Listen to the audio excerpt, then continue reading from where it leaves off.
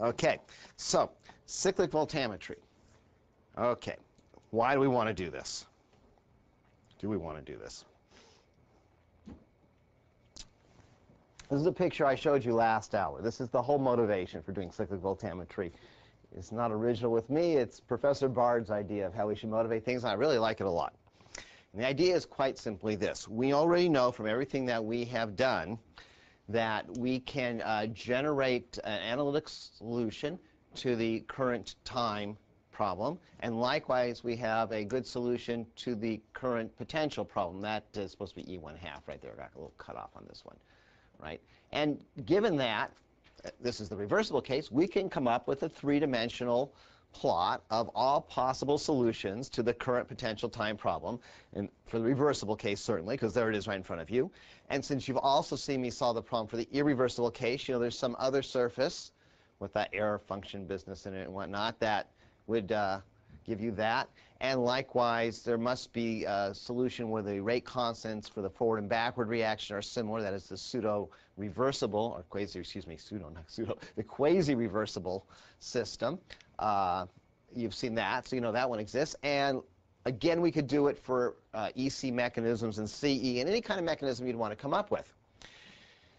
And given that surface, for whatever the mechanism is, you would have all the information contained in that surface that you could determine electrochemically for that system. So that would be one approach to this problem, but it has two major shortcomings. The first is a laboratory tenacity shortcoming, and that is generating a surface like this, even for the reversible system, with enough resolution that you could be certain if I picked any random point on here, I would know exactly where I was on that surface.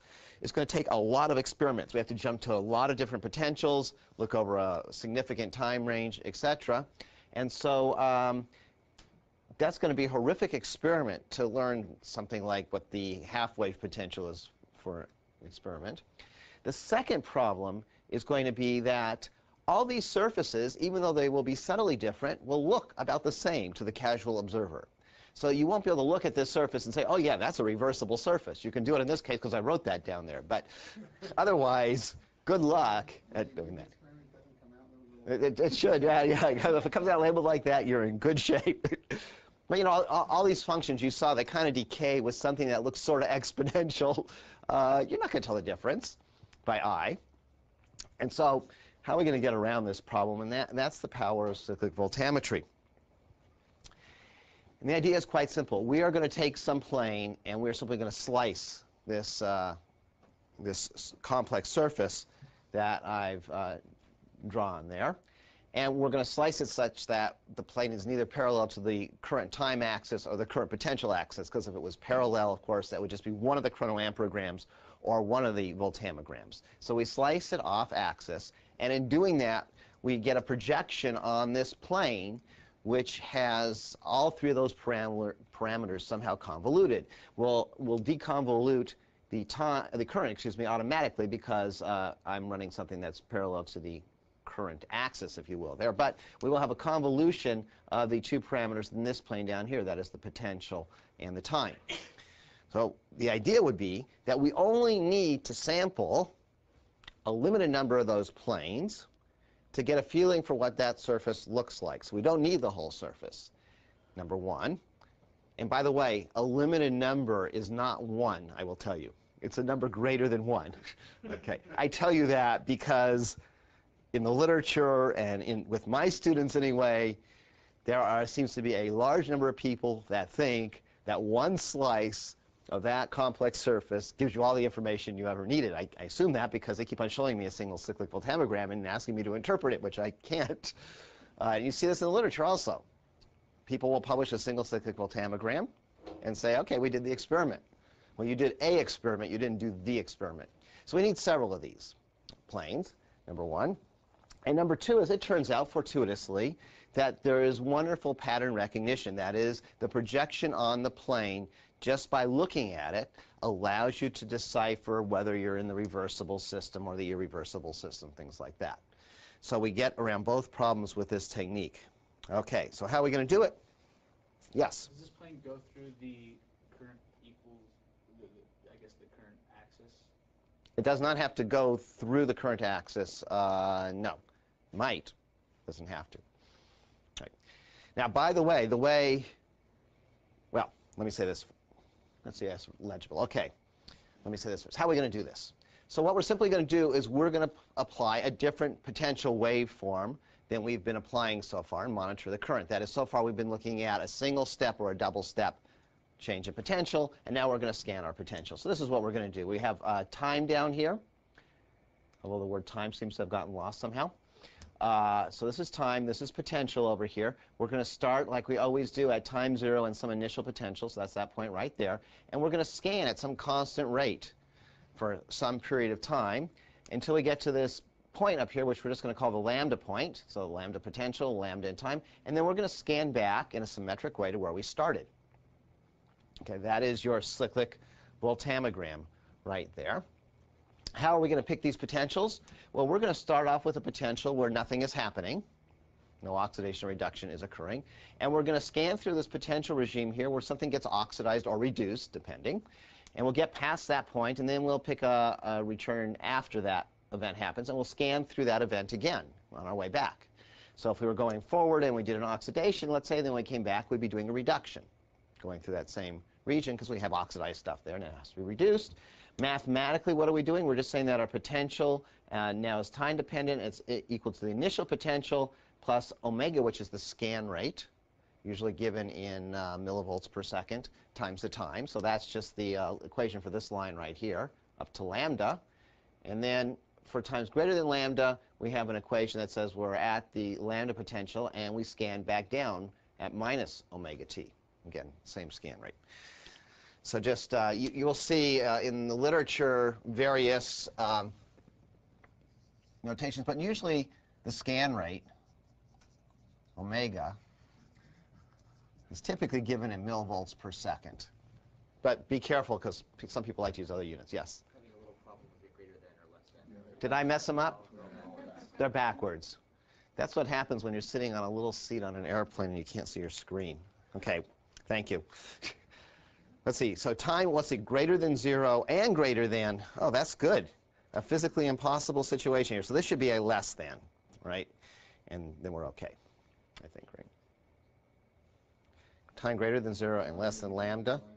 Time is, you have now time less than 0. Right. Oh, time less than 0, even, yes, I do. I switched both of them, thank you, okay. Okay, this was in words.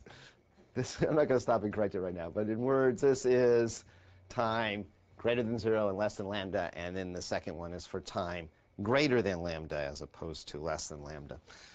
That's good, thank you. I'm easily confused. Okay, how are we going to solve this problem? The reason that every time we did a chronoamperometry or chronocoulometry problem, I took you through it and said this is how we're going to do it, is we use exactly that approach here. That, for some of you, will be the bad news. The good news for those of you who think this is bad news is it doesn't actually work. Let me explain what I'm saying. Okay, so what does work is we start off with fixed second law, of course, and say that we have a diffusion-controlled experiment. So the first thing is when we do our cyclic voltammogram in our 3-electrode cell, we aren't going to stir our electrolyte.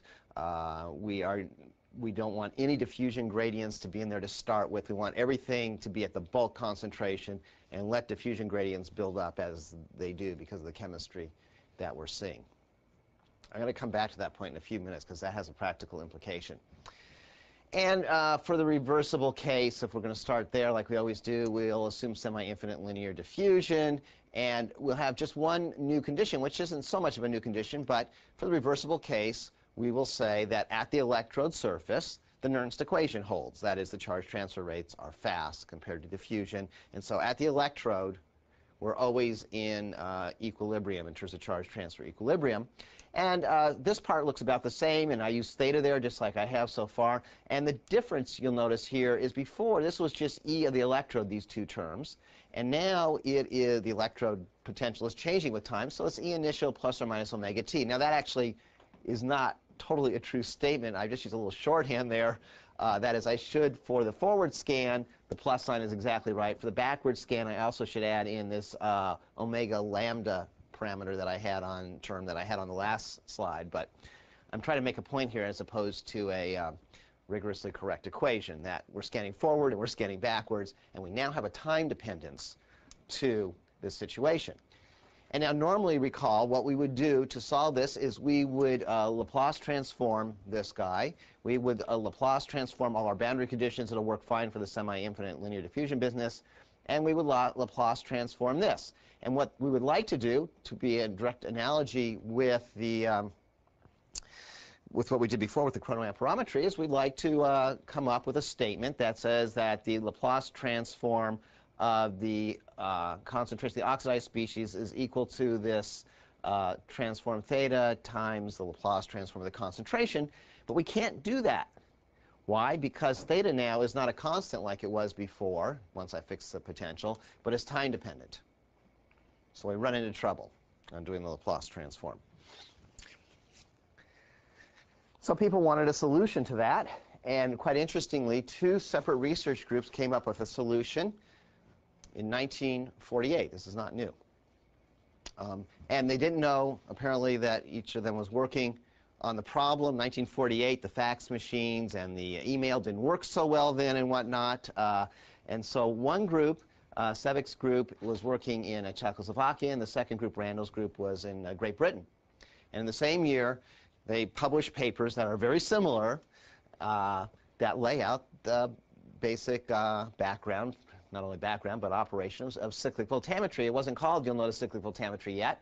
It was called oscillographic polarography, or same kind of idea here, cathode ray polarography. They were naming it after the instruments they were using at the time. So the kind of polarography that was available before this time was classic dropping mercury polarography, also invented in Czechoslovakia, in case you're interested, at that time, now the Czech Republic. And in that, you would use an XY, or actually, they didn't actually have XY recorders either in 1948. They had strip chart recorders, so that you could plot current versus time, and if you were changing your potential, you know, at a given slow rate, you could plot out this polarogram that way. Well, to do this, you're scanning a lot faster, and a strip chart recorder can't keep up with it, so you have to use an oscilloscope.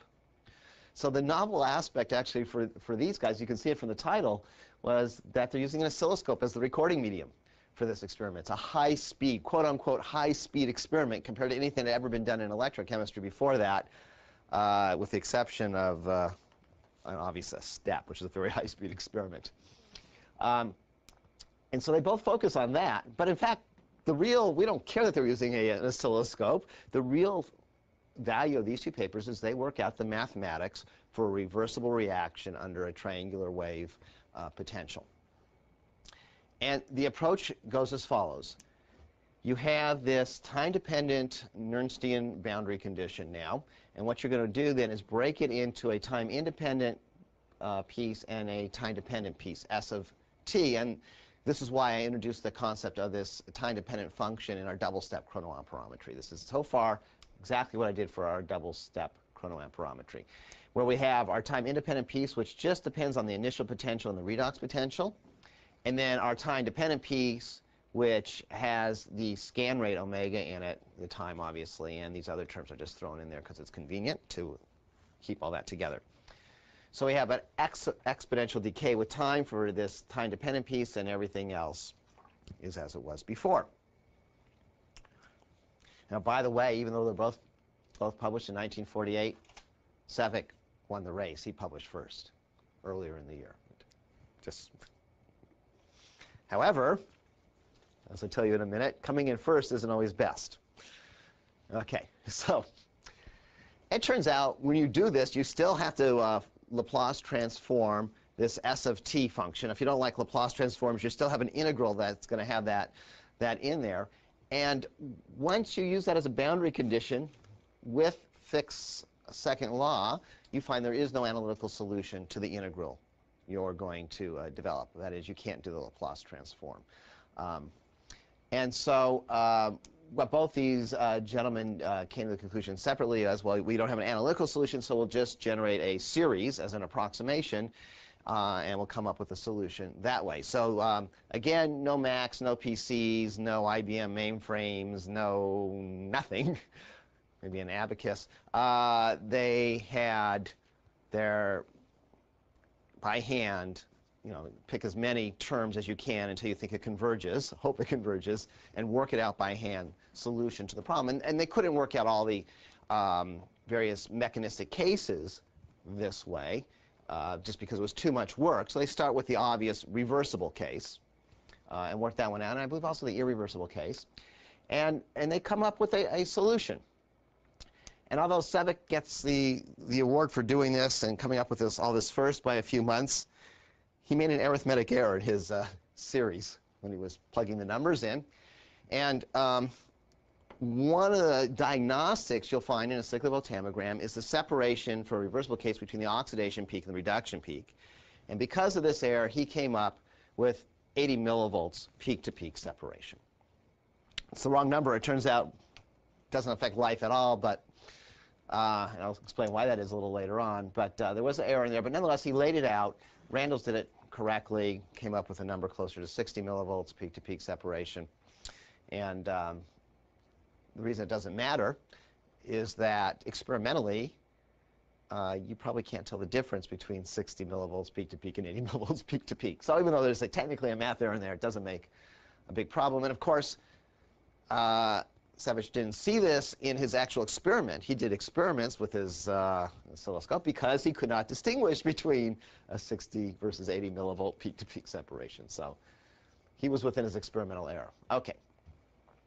So that's it. That's about as far as you can get, 1948. And then nothing happens after that. Why? Because you need all this expensive, large equipment to do this experiment. This is a specialist experiment. This is like the guy today who goes and does a femtosecond laser experiment. It's not just any person in this room can do it. Bruce is the only one that can get it right. So you have lots of equipment, and it has to be a good day usually to get it right. So lots of equipment, lots of money, lots of expertise. You don't just plug it in and run the experiment and get the answer. You need all this state-of-the-art electronics. Number one. Number two is we don't have truly a mathematical framework for doing this. We can work out the reversible case, but the whole world is not reversible. What do we do when we run into something else? So we're stuck. There's nothing else happening. So this was a novel experiment that a couple experts in the field could do. And that's the way it stayed for a long, long time, 1948 down to 1964, essentially. In 1964, or actually early 1960s, integrated circuits became available, and you could build things with integrated circuits. You could buy them and build things. And that allowed you to build two things. One is it allowed you to build computers, digital computers, these large mainframes, these things where each campus, if they were lucky, had one, and it filled up a room about this size that had to be carefully air-conditioned, and no one was allowed near it because if you looked at it the wrong way, it broke. But you could take these cute little cards and card punch them with code. I unfortunately remember this. And one line per card. And then they could get fed into the computer, and then you could find out that you mistyped one of those cards about halfway through the stack, and you could find it and redo it and resubmit again. And then a few months later, you finally got the thing to run. And you could run, though, these codes that were very impressive. And in other words, instead of having to do a series by hand, you could now tell your computer, do this numerical integration with lots of terms and do it very precisely. That became possible, not easy, but possible at that point. And the other thing that became possible is you could now build good current followers and current to voltage converters. So now this measurement of current, which remember has always been a limitation, anybody can do it, right? You buy your current to voltage converter, your high resolution ammeter, if you will, digital ammeter, plug it in. It wasn't called digital then, but away you go. Okay, so you can build a potentiostat and you can sell it a little while after that. You didn't have to have a whole room full of vacuum tubes and oscilloscopes and all kinds of strange things to build a potentiostat that was very reliable.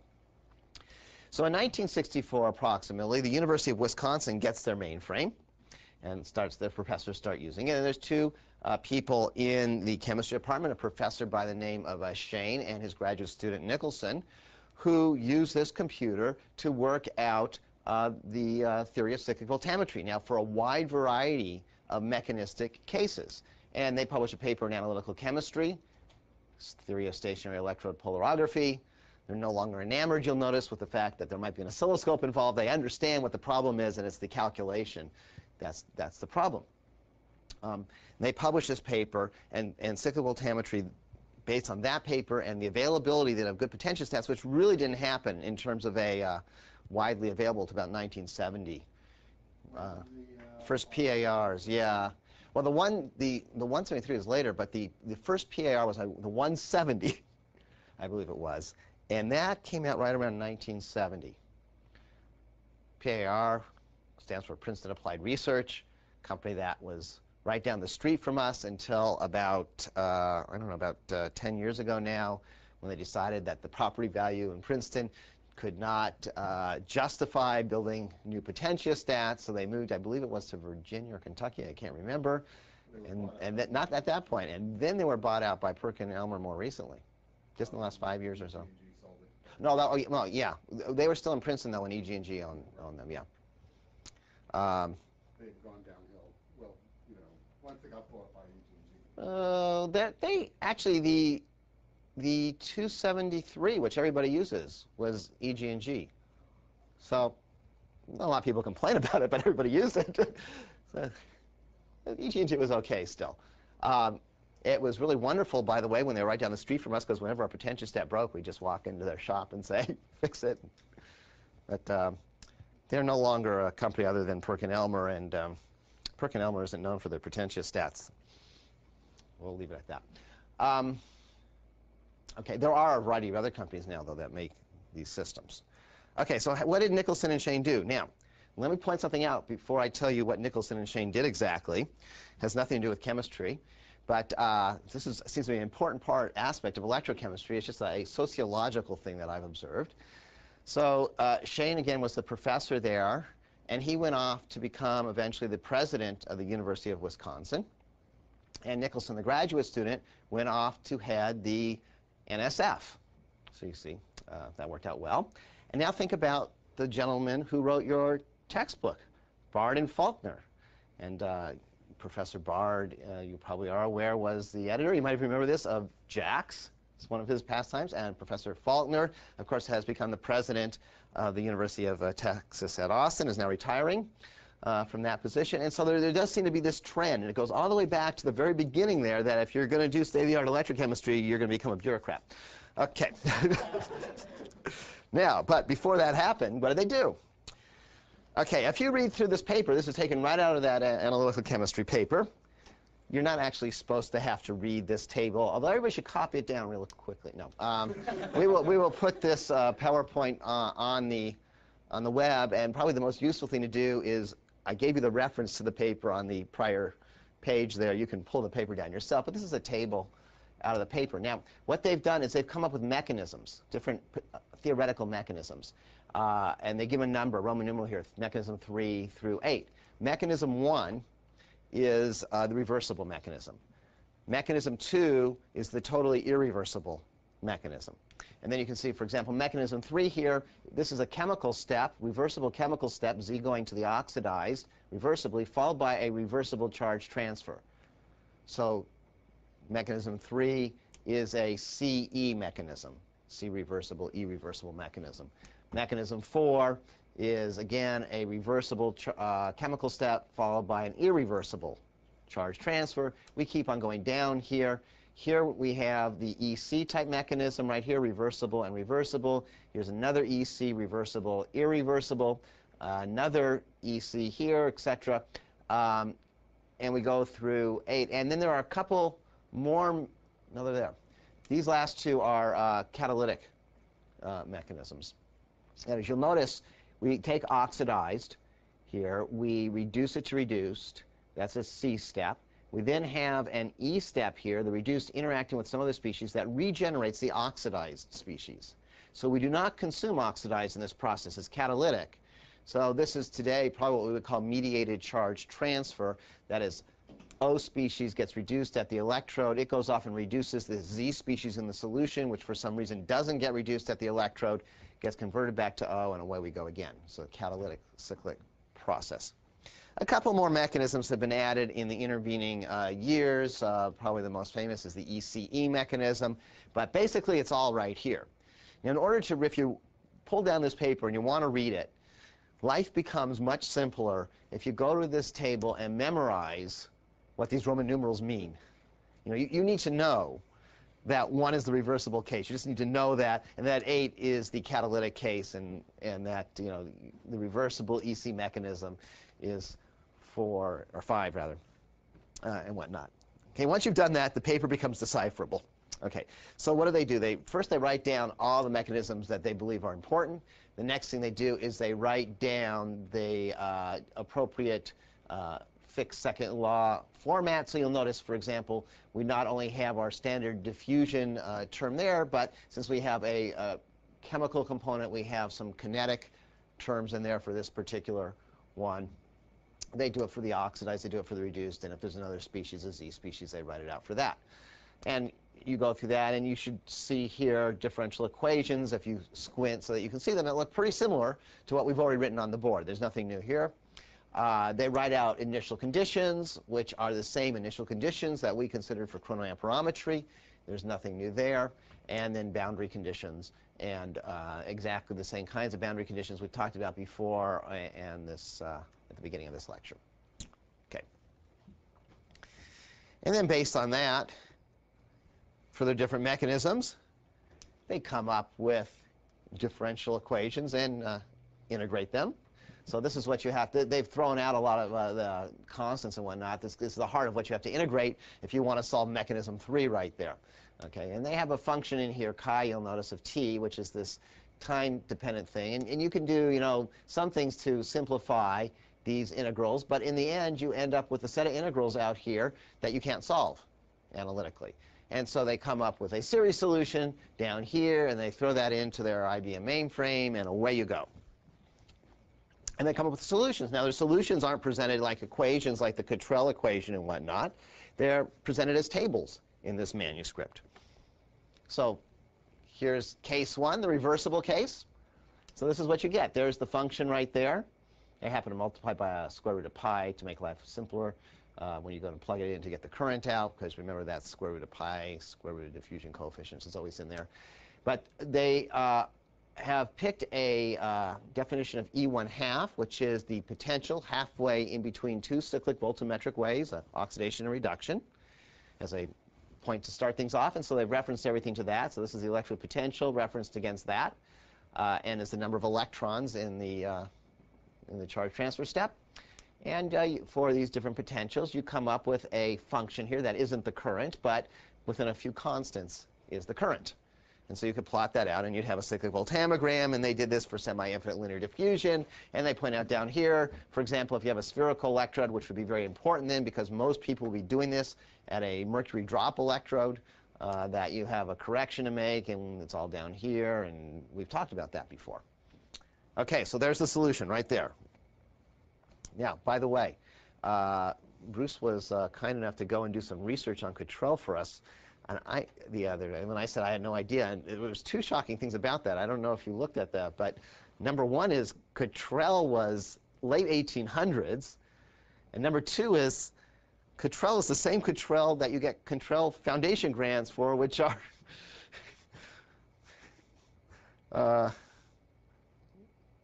he was a very successful industrial chemist, and the Cottrell equation is just hanging in there for some reason. I don't know. I didn't know anything to do with electrochemistry, but yeah, yeah. I mean, he was very good at it, and you know, so I guess the equations are the same, but. His graduate work. He got his PhD in 1902, and that was the same year the paper came out with the equation in it. Ah, a little further research. It was all in the paragraph. It was in there. Okay, I didn't read that carefully. So it was a graduate. Okay, that makes sense. I did see the neat picture showing how the electrostatic precipitator actually worked. You know, the smoke's coming out, and you turn the thing on, and no smoke. That was very good. So that's the same thing as you're doing in chronoamperometry. Industrial chemistry, see? Okay. Now, so what did I just say on that last transparency, bringing us back to cyclic voltammetry? What I said was if you take that table of chi values, which is what's listed in that table, you can generate a cyclic voltammogram by simply taking that chi value, multiplying it by the normal things that we multiply by here, diffusion coefficient, and this sigma, which I defined for you before, but that's just the NF over RT times the scan rate. Okay. So if we were to go and plot that out,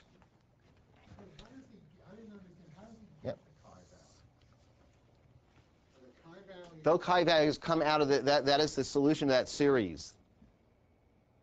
Okay, that's the solution to the series. Yeah. The chi value here is, you take those various series that I just blew through because we really don't care exactly what they are, but those chi values, those series are potential dependent or time dependent, depending how you want to think about it, and those are the solutions. Okay. So from that, we can convert the chi value into a current, chi of t into a current, and we have a potential. And so we have an initial potential. And again, we're going to pick that so that there's no chemistry happening at that point. We're going to scan, say, let's make this an oxidation. We'll scan forward. At some point, we'll start to oxidize solution species. We'll generate a peak according to that thing. We'll scan back and generate something like this. So this is our lambda point that we're talking about, in that where we turn the thing around. Not the world's best cyclic voltammogram. If it was actually following those chi values, it wouldn't look like this, because that's not very reversible looking, but something like this. Now, a couple points to make about this before we go any further. The first is, this is normally how we plot this. We say this is a plot of current versus potential. And it is very important to remember that that potential, let's say in the forward-going direction, is equal to this. And so I could call this a potential axis, like I always do, but I could equally well call this a time axis. That this axis has both components on it. Why is that important to bear in mind?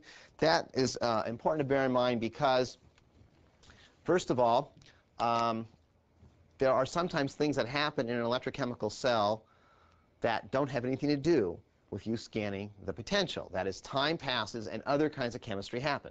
Okay.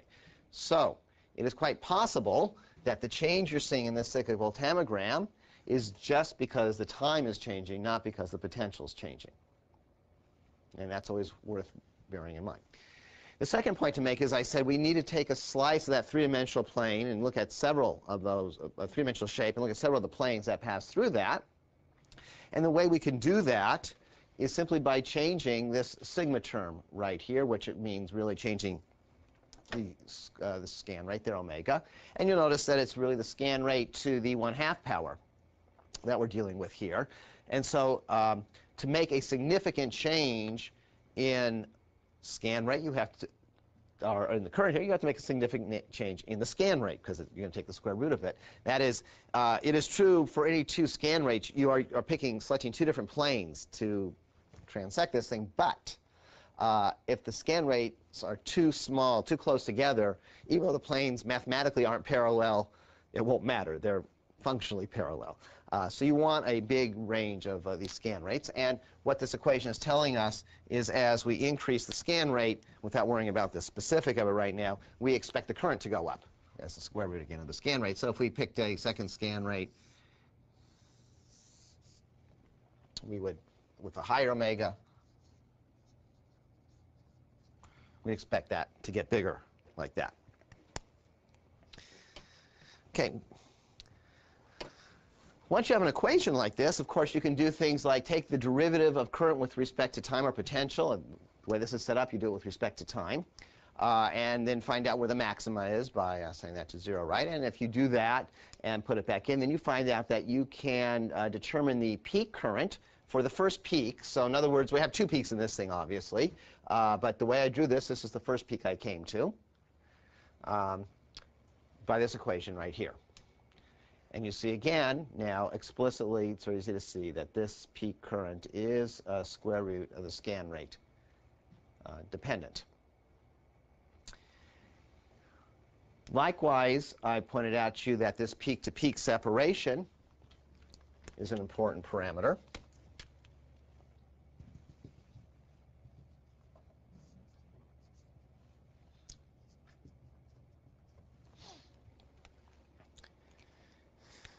And we could get that out of this equation also, again, by plugging in different values for our chi over here and realizing that although that's presented as time, that it's also potential by this simple linear transformation. And if we did that, And the way this is just right out of Nicholson and Shane's paper, again, they reference it to the half-wave potential, and that half-wave potential, again, being exactly in between the two peaks. So if we go halfway in between these two peaks, right here approximately, we have the half-wave potential. They've referenced it to that. And so they're measuring, in this case, from the peak, and it doesn't matter which peak, the upward going one or the downward going one, to the half-wave potential. And they say that, they show that that is equal to the difference between the peak potential and a term that should look very much like the voltammetric term that we saw before. And again, assuming that the diffusion coefficient for the oxidized species and the reduced species are about the same, this log term will disappear on you more or less, and we find that the halfway potential then is just the redox potential in that case. So we can read the redox potential off from the halfway potential in a reversible system, assuming the diffusion coefficients aren't changing on us. And we also find, and you'll notice that's approximately right there, squiggly line, that from the halfway potential to the peak is 28.5 millivolts divided by the number of electrons that transfers, or about 57, right? 57 millivolts peak to peak separation approximately.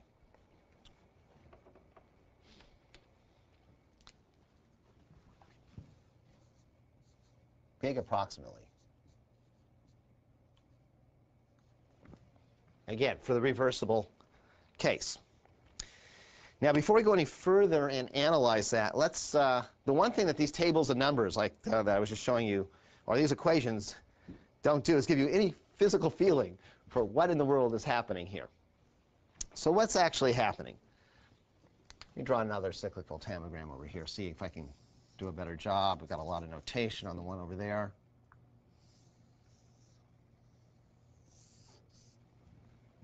Yeah, it's supposed to be symmetric. It's getting there. So if we go halfway in between, if this is reversible, then we have E1 half, which is approximately equal to the standard redox potential for the system. Okay. So I start off at this potential over here, let's say, right there, where I started to draw. That's my E initial. And I've picked that potential because I've gone there and I've observed that there's no current flowing at that point other than a non-Ferdaic current, which falls off very quickly. So I know nothing's getting oxidized or reduced at that point. And I start scanning in this direction. And as I approach the redox potential for the system, I start to observe a current.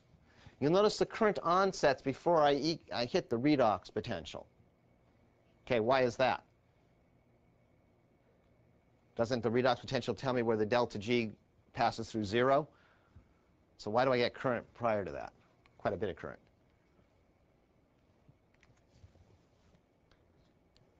Anybody want to guess? Yeah, right. The redox potential, remember, you have a 50-50 concentration of oxidized and reduced. And in your standard cyclic voltammetric experiment, we just had the oxidized molecule around. And so we have that Nernstian concentration term that shifts things, the concentration over potential. So we start to get a current here. And as we increase the potential, the current increases. And this is, of course, just the concept that we have a rate constant for this process, if you will, and that it's over potential dependent. So as we kick up the potential, things go faster because we have a bigger rate constant. Eventually, we get to a point up here where the rate that we are oxidizing the molecule at, and oops, eraser right here in front of my nose. Set this up. I'm doing a very different reaction than one we've been doing all term, so I think I should write it down. There we go. I'm oxidizing it instead of reducing it because I can draw more easily that way. Yes, I said that all. So I'm doing an oxidation here, so I should have said this is all reduced.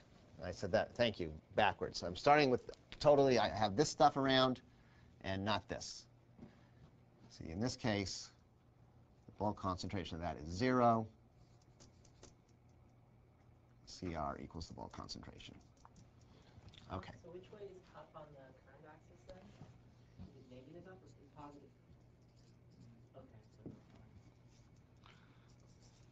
I'm using the IUPAC convention here. Okay, got that all straightened out. I shouldn't just throw these things on the board. This is what IUPAC says you're supposed to do, and since I'm, you know, a young, dashing guy that follows all the IUPAC rules, there it is. Okay, and that is simply why I picked a reduced species, just so I could go up first under IUPAC rules. Okay, so I'm not going to oxidize it. At this point, the rate of oxidation exceeds the rate of diffusion. And so I start to consume all the material that's at the electrode surface, so there's fewer molecules to oxidize, and so the current falls down. And eventually I get to a point out here where I have a diffusion-limited current.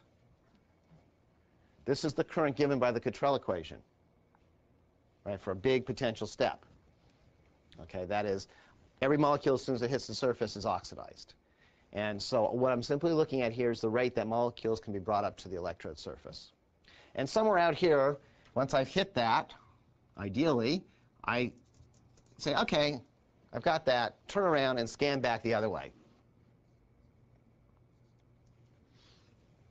And as I do that, now I have a lot of oxidized species near the electrode surface and very little reduced. So at lambda, my oxidized concentration, whatever it is, exists, and my reduced concentration is approximately 0 times some lambda.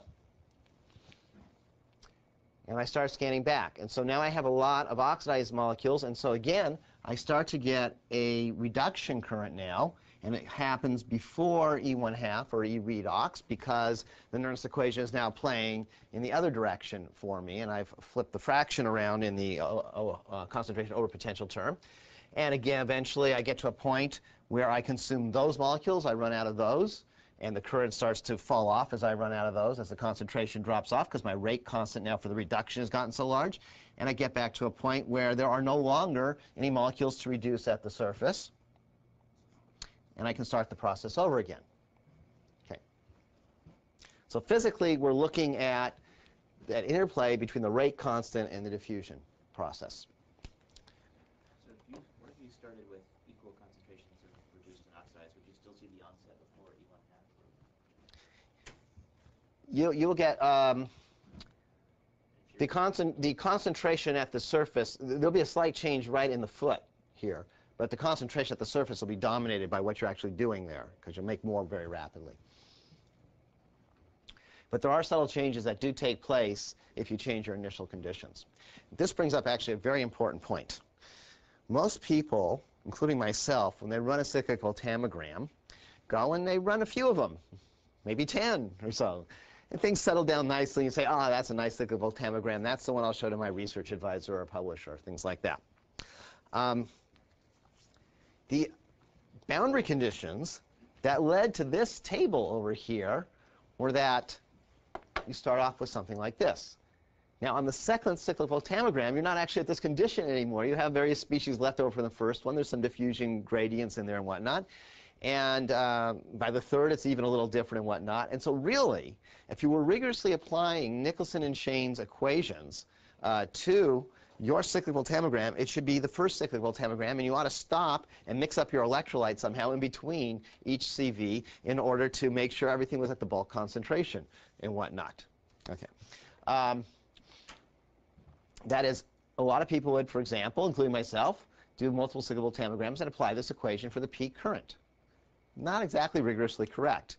It turns out the effect is small enough that you probably won't detect it when you make this mistake. But it's something to be aware of. Nicholson and Shane actually in their paper point out that if you do multiple cyclic voltammograms, it takes about 50 of them. And after that, you have established diffusion gradients that you are not going to wash out unless you stop and mix up the electrolyte.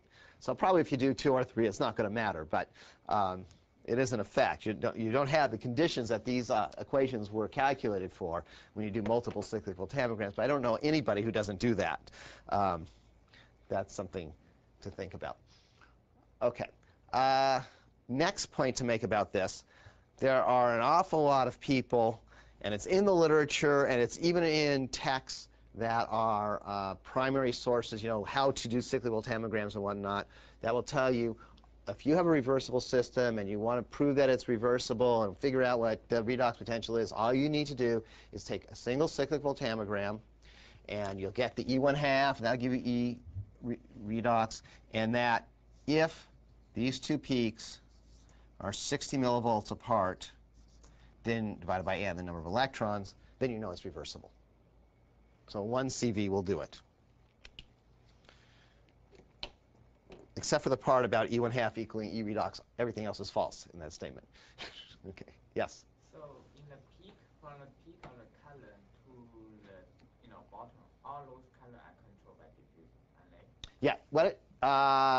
Yeah, the interplay between diffusion and the rate constant, right? If the rate constant is bigger than diffusion, is completely dominated by diffusion because it doesn't really matter how fast.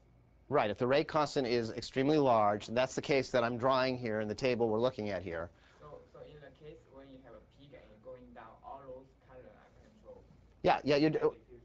Yeah, you have totally consumed this is the process of totally consuming the material by the electrode. By the time you get out here, you are totally diffusion controlled. But there's also But- the AC component, the non-Faradaic component. There is a non-Faradaic component that gives rise to a little bit of baseline, but I'm not even drawing that here. I'm assuming that's going to be small. Yeah. So eventually it will go to 0, right?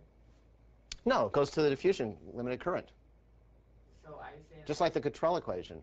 yeah, so I'm saying like a really, really positive potential, all that diffusion rate is the same. At a very, very positive potential, you have molecules coming in. I mean, when you say eventually, yes. I mean, the control equation tells us that at infinite time, it does go to 0, but that's a long time. So yes, I mean, mathematically speaking, you're correct. But in fact, the control equation also tells us that for reasonable times, there will be this t to the 1/2 dependence of the current on time, and it'll be out there as a small current for a long time.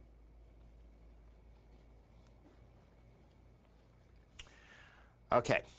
By the way, one of the things that we will have to deal with, I'm going to come back to, is if we want to measure peak currents, we have to know how to determine the baseline. That's a big issue here, so we'll come back to that, but we're not quite ready for that. I want to stay for a moment with this 60 millivolts thing.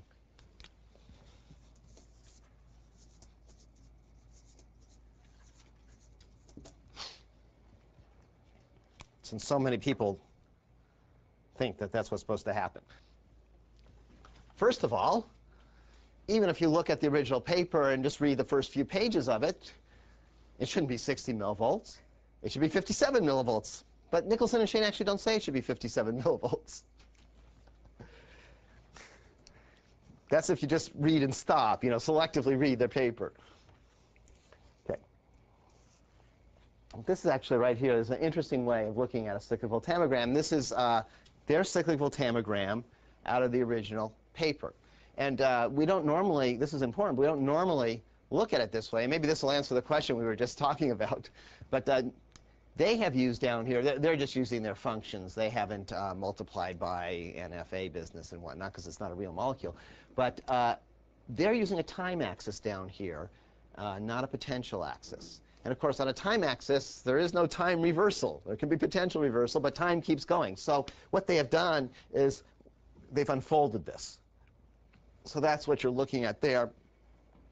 And they're simply showing you what happens under several conditions. One is if you let the time go on, and you'll notice you do get the Cottrell equation out here. And that will eventually damp out, but that's number one. And number two is that depending where you pick your lambda potential, you will impact on this return wave. Okay? I'm going to say a lot more about baseline, but you'll notice for this peak right up here, All these curves are the same for these three curves, 4 curves. One doesn't have a return. That quite obviously you could get the peak current by just reading it off of this. It's 0.4 or whatever's on this thing. But for the return current, it's this difference here, which depends on a lot of things, like what your lambda potential is and a million other things.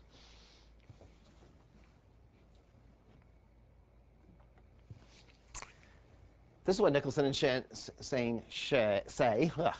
They say table 2. They run their simulation, their cyclic voltammetry, for different lambda potentials. Okay, and they determine, just like I showed you on that last slide, that the peak-to-peak separation, and this is half the peak-to-peak separation, varies depending on where you switch the electrode potential. Now, it turns out, you'll notice, as you get further and further away from the redox potential, if you get way out there, it's not varying very much anymore. Okay, but it does vary, and it varies pretty respectively as you do that. So they never said 60 millivolts anywhere. This 57 was just one of their intermediate kind of numbers that they've used here. But if you can get to the point where you can vary it well beyond the redox potential, you'll notice that you're approaching 60 millivolts. And so people read that paper and said, oh, it's 60 millivolts, some people, just based on those numbers right down there. Now, by the way, you'll notice these numbers don't exactly follow a simple trend. And that's because there's a Monte Carlo simulation in here to get to those solutions, those integrals. And so to the extent that the approximation of the integral is good, there's a little bit of error in here. And so those numbers are bouncing around somewhere around 60. Some people pick 60. If you take all those numbers and average them, that's what you get 57. But that's about 60. So some people said, OK, they looked at the table, they said 60 millivolts. OK, sort of, depending exactly what you're doing. But it could be 69 or 70, and it could be closer to 60 or 57. And then other people came along and they saw written out 60 millivolts, not from this paper, but from the people that had read this paper and then written about it. And they said 60 millivolts. Where does 60 millivolts come from? The only number like 60 millivolts that we know in electrochemistry is in the Nernst equation. It's 59 millivolts divided by n. So they concluded that the people that wrote 60 millivolts really were just meant 59, but they were rounding to 60 because, what's a millivolt between friends? And so you get this number 60, which is supposed to be an approximation of 59 from the Nernst equation. Well, it's got nothing to do with the Nernst equation. It comes from this table.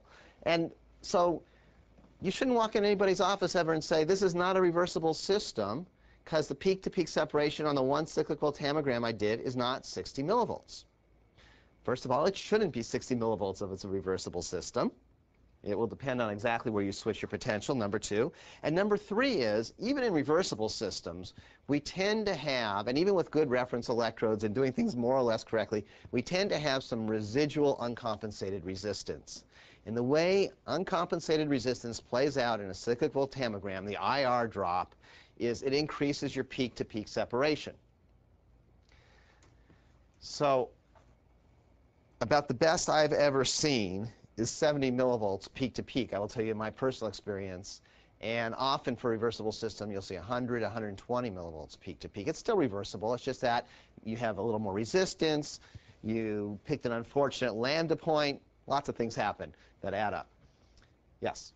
So the Nicholson had that later paper where he constructs the working curves of the kinetics versus the peak splitting. Right. And Well, actually, it's in here also. oh, that's in the same paper? Yeah. There's more, but yeah. And so do you think that has much validity as it's commonly applied? The kinetics versus, to determine the mechanism versus peak splitting is, because all of those diagnostics, these things that we look at as a function of scan rate dependence, which are in this paper, are diagnostics based on, again, on scan rate, not on absolutes. So in other words, independent of the exact numbers, if the plot of whatever the diagnostic is versus scan rate has the functional form that they say it should, then you can be pretty certain that it's the mechanism they say it should be. And they're very clear on that in the paper. Okay. But this, they never said it, but it's out there. It's out there in writing over and over again. Okay, and that brings up this. This is what you're talking about. This is later in the paper. There are 3 diagnostic plots. Nicholson and Shane, they work out all this math. They present their 8 tables of numbers. And they say, now, okay, what are we going to do to make sense out of this? And this comes back to the second point I made at the beginning of the hour, and that is the beauty of cyclic voltammetry is that you have pattern recognition capability. And as they noticed when they plotted out these various mechanisms, that the cyclic voltammograms to the eye look different, and in particular they look different as a function of scan rate. And so you can look at the scan rate dependence and come up with a mechanism, as opposed to that 3-dimensional shape where good luck.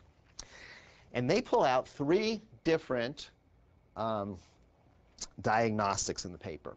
And they're shown by these 3 graphs here. So the first one is something called the current function. And although I've used omega everywhere to symbolize scan rate, they use a capital V. So this is versus scan rate, versus scan rate, versus scan rate. So they say current function versus scan rate. What is the current function?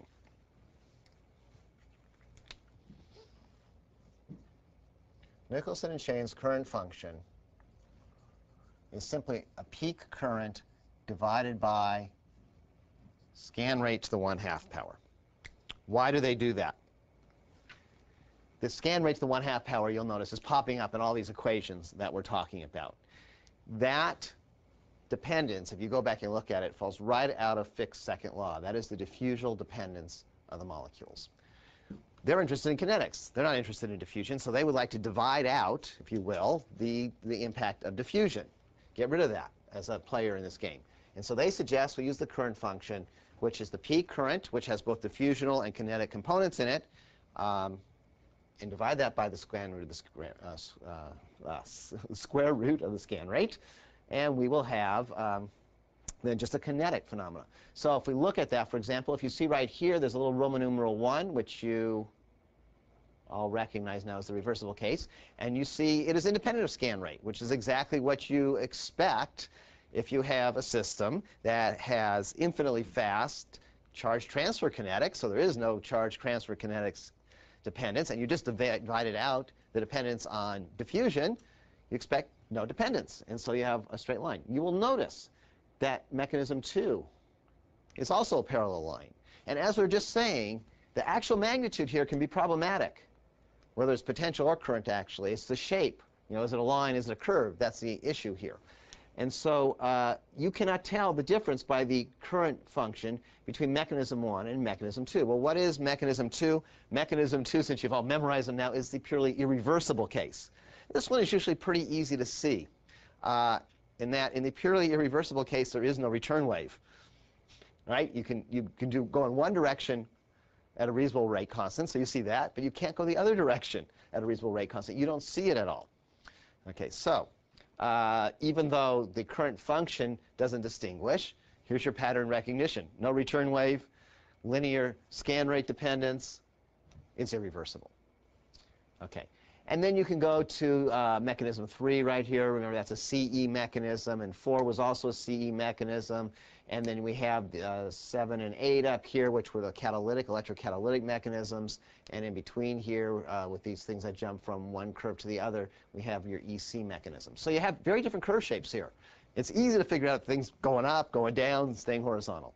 Gives you the mechanism. Now, Nicholson and Shane say it is not fair to say, oh, my favorite diagnostic is the current function, and therefore I'll just make that plot and ignore the other 2 plots. They say if you want to know the mechanism, then you got to do all 3. Okay, so because there is some ambiguity here. For example, it might be hard to distinguish these 2 mechanisms from each other. They're both upward-going curves, things like that. Okay. The second mechanism that they suggest you look at is down here, which is the ratio of the anodic current to the cathodic current, peak currents this would be. So measure that anodic peak current, measure the cathodic peak current, ratio them, look at that versus scan rate. A lot of the mechanisms here, you'll notice, fall right on that horizontal line where the anodic and cathodic peak current, it's the same. Reversible, that's obviously going to be the case. For totally irreversible, it's not worth making the plot because you can't make it because you only have one current, right? But there are some mechanisms here where you get some very distinctive curves, the EC-type mechanisms. in CE-type mechanisms for that ratio of peak currents. And then finally, the one we started to talk about a little bit, perhaps the most complex one, is this plot of peak-to-peak separation versus scan rate. And actually, the way they do that is it's the difference in peak-to-peak separation, actually divided by 2, but that doesn't matter, divided by the log of the scan rate. And again, they are pulling out the diffusional component. Again, here's why they're doing that. And these curves are really neat. These are really wild curves, and it would be hard to mistake one of those curves from another one, you'll notice. And a lot of people say if you're only going to do one, even though you shouldn't do that, this is the one you should do. Yeah. So when they're getting their peak-to-peak splitting, are they taking for a very far lambda, or are they taking lambda? Yes, they're taking it far away from, yeah, they're going way out here. So what could be wrong? Yeah, if you're going to do one, why, you should do all three. What could be, fatal about just doing that one? There are two things. One is there is a lambda dependence. And it's different depending on the different mechanisms. That plot I just showed you was for the reversible mechanism. That's number one. And number two is none of their plots take into account any sort of IR drop in the system. And that has the biggest impact on peak-to-peak separation. So you could be fooled to some extent by having some IR drop in there that's uncompensated. Probably an uncompensated IR drop would never give you a curve, that looks like that curve. You'll be pretty certain about that. But some of these other curves, that are slowly changing with scan rate. As the scan rate goes up, the current goes up. As the current goes up, I times R goes up. And so there's a bigger peak-to-peak separation just from that. Okay, this is the heart of the matter right here, those three plots, those diagnostic plots.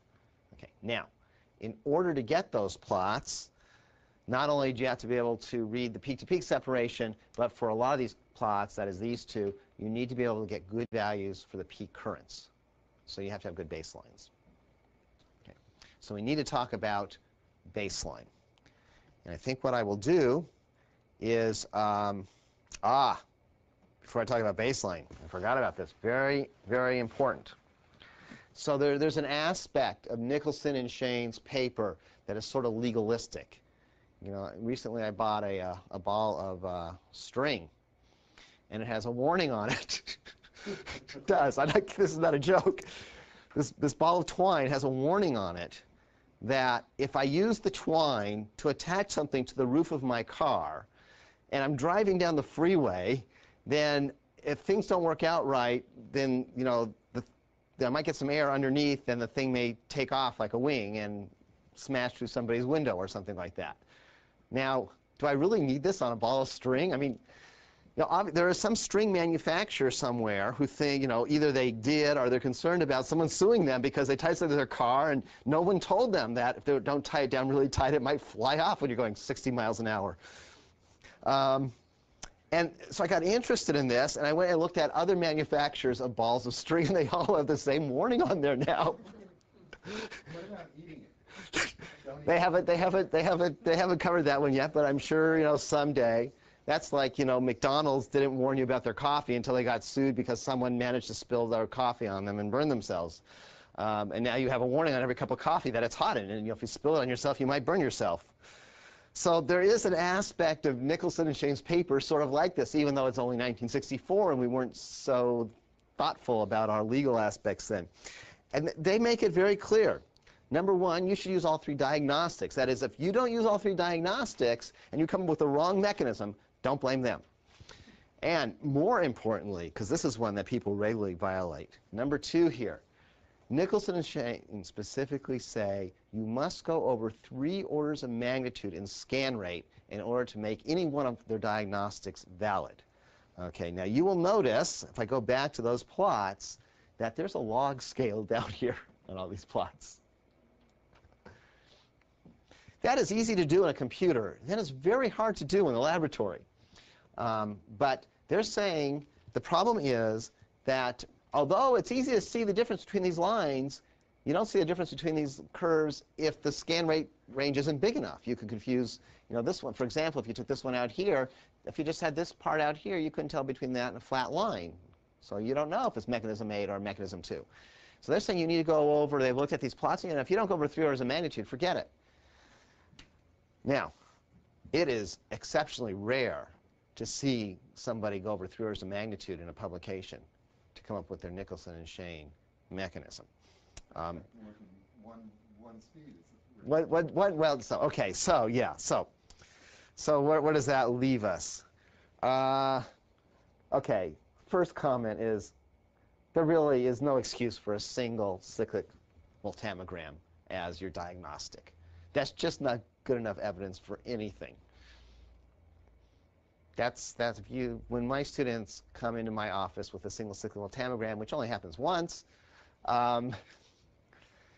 they just see me laugh. Okay.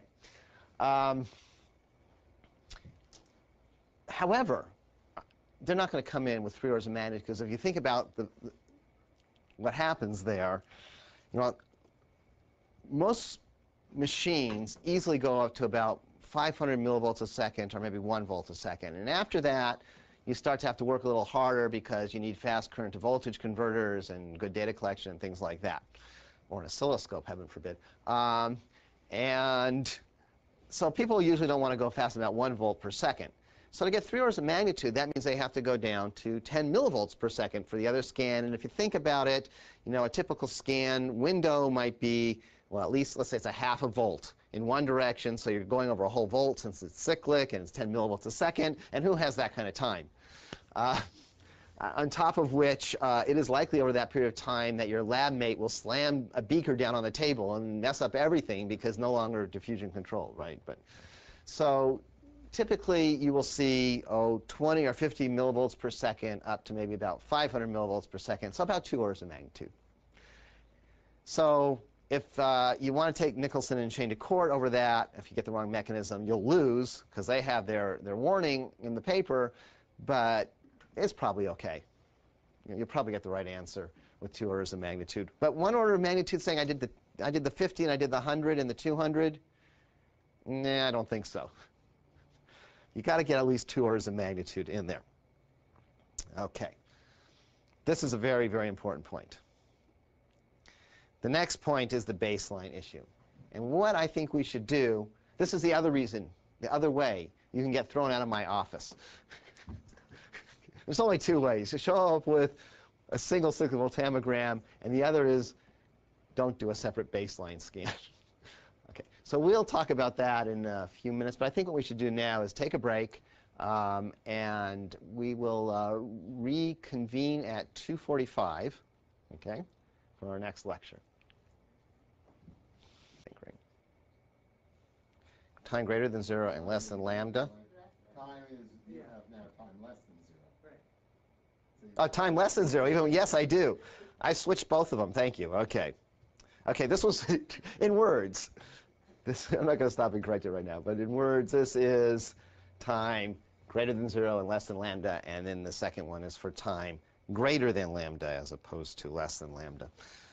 That's good. Thank you. I'm easily confused.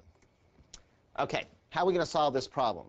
The reason that every time we did a chronoamperometry or a chronocoulometry problem, I took you through it and said this is how we're going to do it, is we use exactly that approach here. That, for some of you, will be the bad news. The good news for those of you who think this is bad news is it doesn't actually work.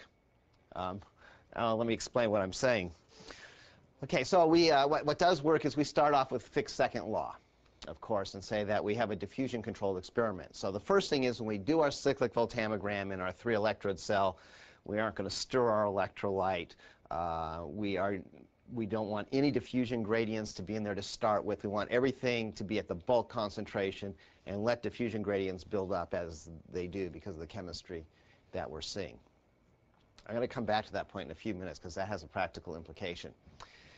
And for the reversible case, if we're going to start there like we always do, we'll assume semi-infinite linear diffusion, and we'll have just one new condition, which isn't so much of a new condition, but for the reversible case, we will say that at the electrode surface, the Nernst equation holds. That is, the charge transfer rates are fast compared to diffusion. And so at the electrode, we're always in equilibrium in terms of charge transfer equilibrium.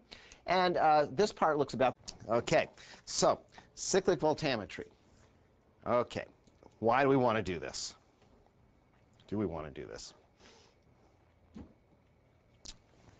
This is a picture I showed you last hour. This is the whole motivation for doing cyclic voltammetry. It's not original with me. It's Professor Bard's idea of how we should motivate things, and I really like it a lot. And the idea is quite simply this. We already know from everything that we have done that we can generate an analytic solution to the current time problem, and likewise we have a good solution to the current potential problem. That is supposed to be E1/2 right there. I got a little cut off on this one, right? And given that, this is the reversible case, we can come up with a three-dimensional plot of all possible solutions to the current potential time problem, and for the reversible case certainly, because there it is right in front of you. And since you've also seen me solve the problem for the irreversible case, you know, there's some other surface with that error function business in it and whatnot that would give you that. And likewise, there must be a solution where the rate constants for the forward and backward reaction are similar. That is the pseudo-reversible, or quasi, excuse me, pseudo, not pseudo, the quasi-reversible system. You've seen that, so you know that one exists. And again, we could do it for EC mechanisms and CE and any kind of mechanism you'd want to come up with. And given that surface, for whatever the mechanism is, you would have all the information contained in that surface that you could determine electrochemically for that system. So that would be one approach to this problem, but it has two major shortcomings. The first is a laboratory tenacity shortcoming, and that is generating a surface like this, even for the reversible system, with enough resolution to get a feeling for what that surface looks like. So we don't need the whole surface, number one. And by the way, a limited number is not 1, I will tell you. It's a number greater than 1. Okay. I tell you that because in the literature and with my students anyway, there seems to be a large number of people that think that one slice of that complex surface gives you all the information you ever needed. I assume that because they keep on showing me a single cyclic voltammogram and asking me to interpret it, which I can't. You see this in the literature also. People will publish a single cyclic voltammogram and say, okay, we did the experiment. Well, you did a experiment, you didn't do the experiment. So we need several of these planes, number one. And number two is, it turns out fortuitously that there is wonderful pattern recognition. That is, the projection on the plane, just by looking at it, allows you to decipher whether you're in the reversible system or the irreversible system, things like that. So we get around both problems with this technique. Okay, so how are we going to do it? Yes? Does this plane go through the current equals, I guess, the current axis? It does not have to go through the current axis. No. Might. Doesn't have to. Right. Now, by the way, well, let me say this. Let's see, that's legible. Okay. Let me say this first. How are we going to do this? So what we're simply going to do is we're going to apply a different potential waveform than we've been applying so far and monitor the current. That is, so far we've been looking at a single step or a double step change in potential, and now we're going to scan our potential. So this is what we're going to do. We have time down here, although the word time seems to have gotten lost somehow. So this is time, this is potential over here. We're going to start like we always do at time 0 and some initial potential, so that's that point right there. And we're going to scan a solution that you could be certain, if I picked any random point on here, I would know exactly where I was on that surface. It's going to take a lot of experiments. We have to jump to a lot of different potentials, look over a significant time range, etc. And so that's going to be a horrific experiment to learn something like what the half-wave potential is for an experiment. The second problem is going to be that all these surfaces, even though they will be subtly different, will look about the same to the casual observer. So you won't be able to look at this surface and say, oh yeah, that's a reversible surface. You can do it in this case because I wrote that down there. But otherwise, good luck at doing that. It should, yeah. If it comes out labeled like that, you're in good shape. But you know, all these functions you saw that kind of decay with something that looks sort of exponential, you're not going to tell the difference by eye. And so how are we going to get around this problem? And that's the power of cyclic voltammetry. And the idea is quite simple. We are going to take some plane, and we're simply going to slice this, this complex surface that I've drawn there. And we're going to slice it such that the plane is neither parallel to the current time axis or the current potential axis, because if it was parallel, of course, that would just be one of the chronoamperograms or one of the voltammograms. So we slice it off axis, and in doing that, we get a projection on this plane which has all three of those parameters somehow convoluted. We'll deconvolute the current, automatically, because I'm running something that's parallel to the current axis, if you will, there. But we will have a convolution of the two parameters in this plane down here, that is the potential and the time.